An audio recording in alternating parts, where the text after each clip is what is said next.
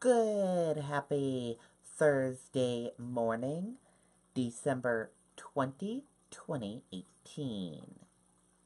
I'm Riley King, and welcome to the Riley King Newscast, right here on the Riley King Network. Let's begin. First up, AG investigates deadly shooting outside Dover restaurant. Let's take a listen to the video from WMUR News 9.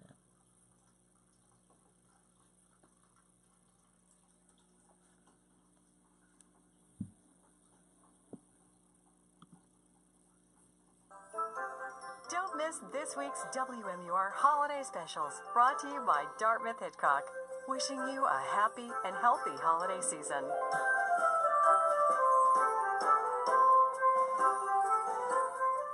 The outside of Castaway's Tavern and Restaurant taped off as a potential crime scene overnight after Dover police responded to a 911 call at about 10 o'clock.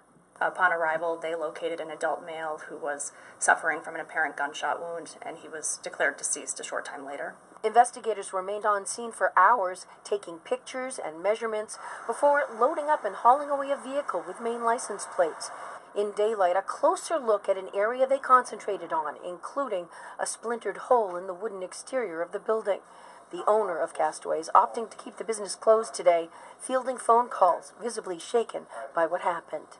The staff is upset. It's like, it's Christmas time. This isn't supposed to happen. The owner of the property, who leases the building to the restaurant, says he's given investigators access to all interior and exterior cameras, told the people involved were inside at one point. The Attorney General's office saying little, calling this an active investigation. We don't believe there's any reason for the public to be alarmed. We don't believe that there's a threat to the general public at this time. Anything like this ever happened here before? No, we're not that kind of a place. We're normally closed up by 9 o'clock on weekdays. We have an older crowd. It's not a young college, troublemaking crowd. It's just one of those one-in-a-million things. Now, two men came by to check on a pickup truck that's been parked here all day and was here apparently through the night. They say it belongs to the victim, their friend. They say he's from New Hampshire and that family and friends are in shock. The Attorney General's office says that an autopsy was to be scheduled for this afternoon. They're expected to release more information sometime after that. We're live in Dover. Jennifer Crompton, WMUR News 9. Okay, and there you go on that video and that report.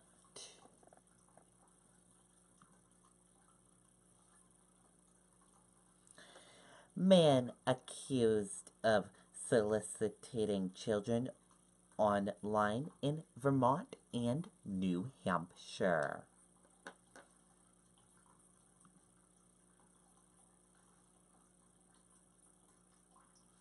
Let's take a listen to the video from WMUR News 9, Siobhan Lopez.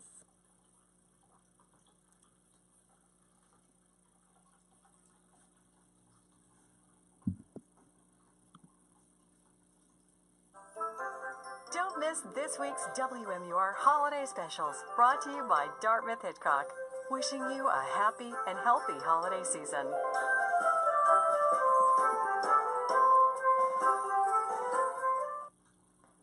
51-year-old Darren Arsenault enters a Vermont courtroom to face a judge on 7 charges, including lewd or lascivious conduct with a child and aiding a runaway child. Detectives say the alleged victim was in the custody of the Vermont Department for Children and Families, but had run away.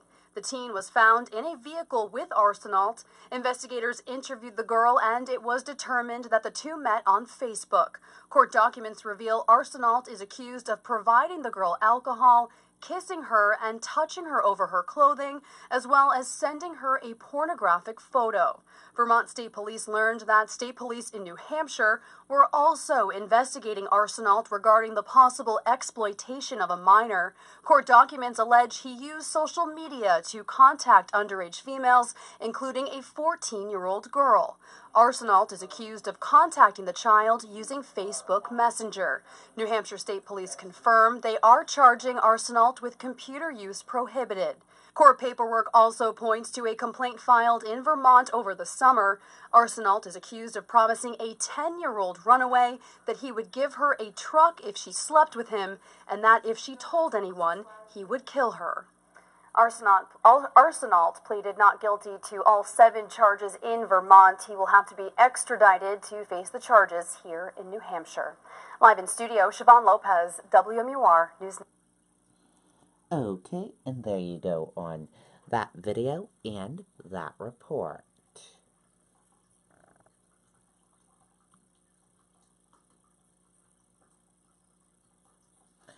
Derry man accused of purposely killing brother's dog.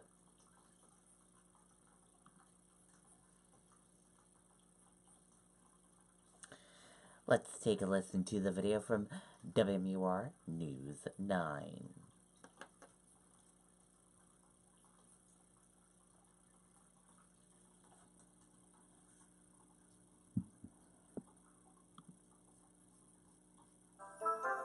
Don't miss this week's WMUR holiday specials, brought to you by Dartmouth Hitchcock.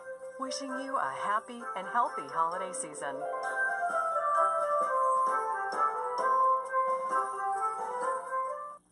And tonight, a Derry man has been indicted for allegedly slitting the throat of his brother's husky. A grand jury indicted 38-year-old Gerard Bossy on a charge of cruelty to animals. Court documents say that Bossy purposely cut the dog's throat with a knife back in October. The owner, Joshua Bossy, shared these pictures of 10-year-old Lexi. Okay, and there you go on that video and that report.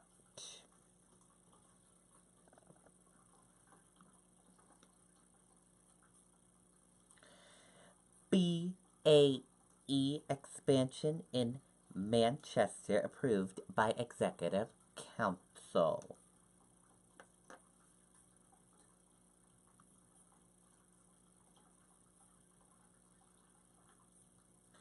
Let's take a listen to the video from WMUR News 9.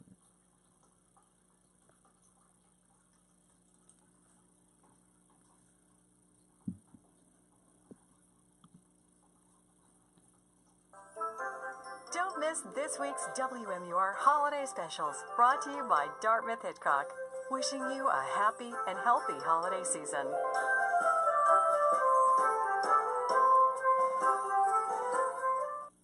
In favor? Aye. Opposed? The ayes have it. Welcome. Thank you. Thank you. Hundreds of high-paying jobs will be coming to Manchester. BAE Systems, a defense contractor, will be expanding in the Queen City within a year. BAE Systems has a long history in New Hampshire. We've been here since the 1950s. The company has locations in Merrimack, Nashua, and Hudson, and will now open a facility on Goffs Falls Road. The city of Manchester is helping to make it happen by approving a yearly payment of $225,000 in lieu of property taxes for the next decade. The payment mirrors the current property taxes, which are fixed until 2021, and would help BAE Systems plan for costs associated with site fit-up. This arrangement is made possible because the company is working with the New Hampshire Business Finance Authority. For the first 10 years, the Finance Authority will own the building, but after that, the belief is that BAE will purchase the building. To me, it's a great opportunity for us to leverage going forward with other companies that are looking to New Hampshire or specifically Manchester. Mayor Joyce Craig says this is the first time the city has worked with the state to put forward a proposal like this. This is a great company to have in Manchester, along with a number of jobs. We're thrilled that they are staying in the state and specifically in Manchester. Now, the property will be purchased by the end of this year, and the company hopes to be up and running by next fall. Reporting live in Manchester, Kristen Carosa, WMUR News 9. Okay, and there you go on that video and that report. Great news there. Community group says someone stole thousands of dollars in gifts for needy families.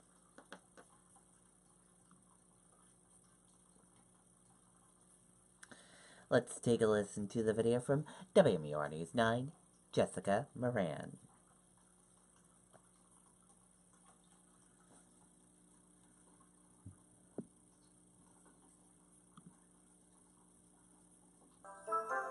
Don't miss this week's WMUR holiday specials, brought to you by Dartmouth Hitchcock.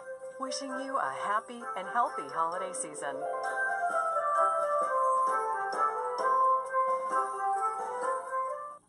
Give you 50, 100 toys, whatever, 200 toys. Here we are taking every toy that we need, and this is just a miracle. When we first met Phyllis Harfield on Wednesday, she was not in the Toys for Tots warehouse taking what she needed.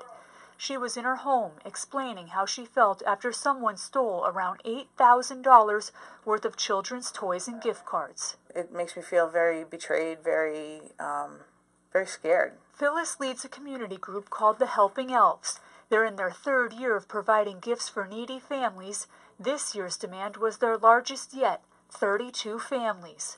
Last Friday, the Helping Elves wrapped many of the gifts, and on Saturday, someone broke in through a bathroom window and stole from almost every family's designated pile of presents. Today, Phyllis was desperate for help. We really need to replace these gifts, and if there's any way that anyone, even one gift, if people want to help, is very, very helpful. Toys for Tots saw the story on News 9 and stepped up in a major way, offering to replace whatever she needed. So we're down here trying to get toys for these people so she doesn't have to go out and buy anything. And so just hours after Phyllis shared her dejection, I am the type of person that just really loves to give to people, and it's really hurt my spirit a little bit. the generosity of others is replacing what was taken away. What has this done for your Christmas spirit now? Oh, it's put my faith back in humanity. It's just put my spirit back in Christmas. One way Phyllis is making sure this doesn't happen again, from now until Christmas, the house will not be unattended until every needy family has their gifts. In Manchester, Jessica Moran, WMUR News. Okay, and there you go on that video and that report.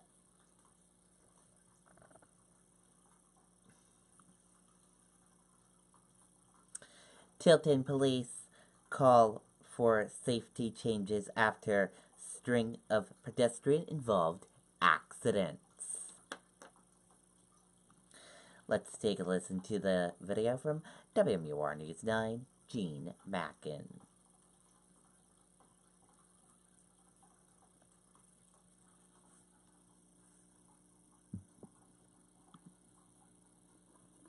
Go to bed. Sleep. Get out of bed. Introducing the Neuropedic Lift, our new high-low vertical lift adjustable bed exclusively at Cardi's Furniture and Mattresses. Our mom loves this bed.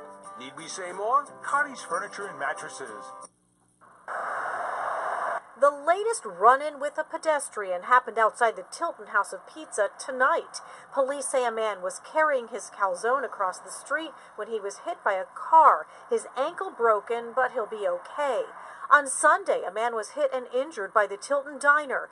And last week, a 70-year-old decorated veteran was struck and killed by a tractor-trailer while riding his motorized wheelchair on Route 3. People driving and walking in Tilton say it's a dangerous time of year. Especially at nighttime, I can't see them, so it's like, not slam on the brakes kind of thing. With people darting out in between these cars and stuff, a little hard to see them at nighttime. People just don't stop, they will go around you. I mean, people need to be safe. They need to watch pedestrians. There's children, too, that just run out in the street. They've got to be careful.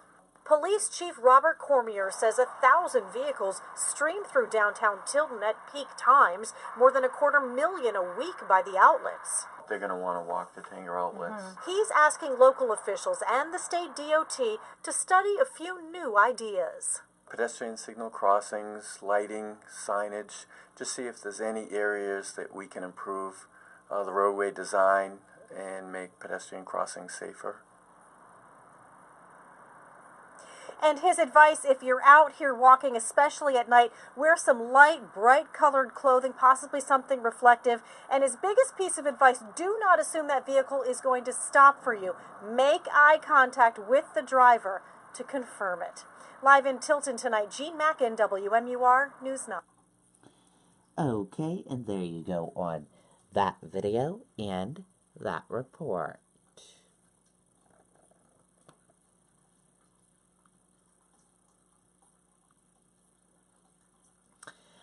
U.S. features point to more trouble for stocks at Thursday's open.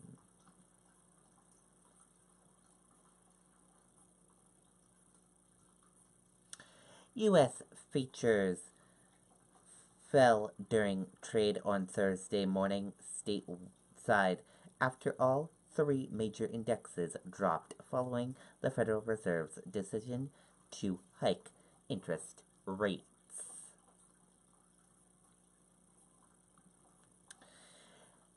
Senate approved stopgap funding bill to avert shutdown.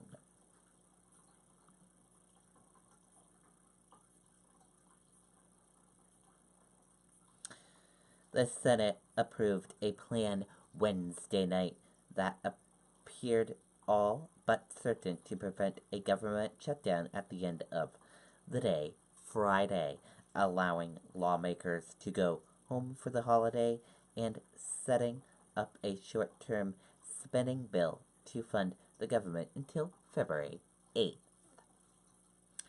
And that did it for the Riley King Newscast right here on the Riley King Network. I hope you all have a great rest of your day, and I'll see you back here later on today for another newscast. And I'll have a news report coming up in a little bit. Goodbye, everyone.